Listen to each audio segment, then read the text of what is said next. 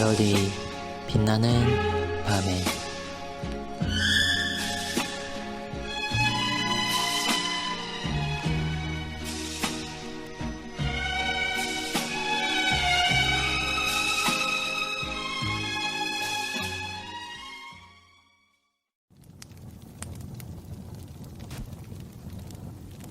해설.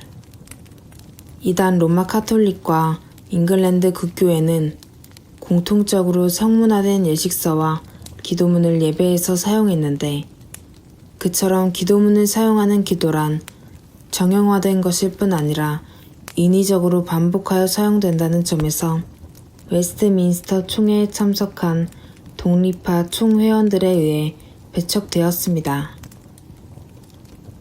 일반적으로 이단 로마 카톨릭의 신앙은 기도에 있어 형식주의로 대표됩니다. 이단 로마 카톨릭의 성무일도는 그 대표적인 예로서, 이는 AD 1세기경에 유대교에서 행한 셰마 기도문을 하루 3회 낭독하던 것을 참조하여 기독교회에서 주기도문을 하루 3회 낭독한 것이 변형되어 작성된 것으로 알려져 있습니다.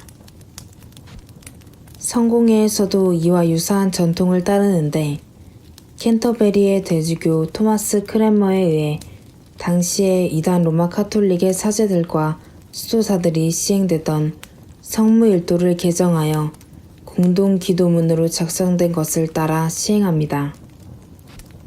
즉 이단 로마 카톨릭과 성공회의 공중기도는 성무일도 혹은 공중기도문과 같이 정형화된 기도문을 따라 소리내어 읽는 방식으로 시행되는 것입니다.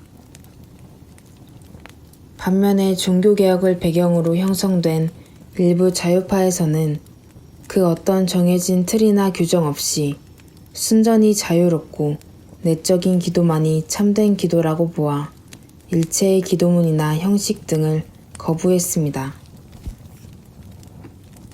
심지어 그들은 예배의 틀이나 순서뿐 아니라 교회의 틀과 직분들까지 철저히 배제하고자 하는 시도까지 했었는데, 기도문과 같이 정해져 있는 형식을 배제하고자 하는 것은 웨스트민스터 총회에 참석했던 일부 독립파의 경우에도 마찬가지였습니다. 그러나 개혁자들에 의해 작성된 웨스트민스터 예배 모범의 기도문은 이단 로마 카톨릭이나 성공회의 기도문과 같이 정해진 문구가 아니며, 그렇다고 아무런 기도의 형식이나 틀도 원하지 않는 자유파의 입장에 있는 것도 아닙니다. 공중 기도에서조차 아무런 기도의 형식이나 틀도 원하지 않는 자유파의 입장은 17세기 유럽을 무대로 형성된 경건주의에 전수되어 18세기 이후 개신교회에 급속히 확산되었습니다.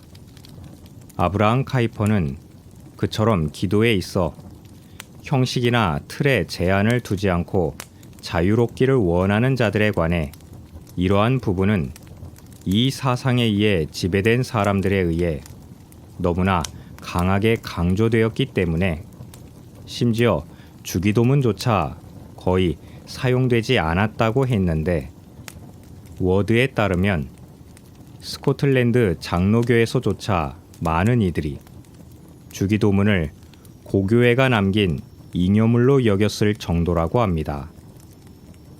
그러나 그처럼 주기도문이나 일체의 기도문 자체를 거부하는 가운데 자유로운 기도를 선호하던 것으로 말미암아 점차 설교 전의 기도는 길어지고 설교 후의 기도는 짧아지게 되었는데, 많은 사람들에게 즉흥적으로 길게 기도하는 모습이 참된 경건의 표시처럼 여겨져 나중에는 죄를 고백하는 기도와 하나님의 말씀을 여는 짧은 기도가 점차 줄어들게 되어 예배 순서에까지 변화를 초래했습니다. 그러므로 공적인 기도의 순서는 너무 길지 않으면서도 자신의 마음에서 우러나는 진실한 고백이 되도록 해야 하는데, 웨스트민스터 예배 모범이 제시하는 기도의 내용들은 바로 그러한 의도에서 작성된 기도의 모범인 것입니다.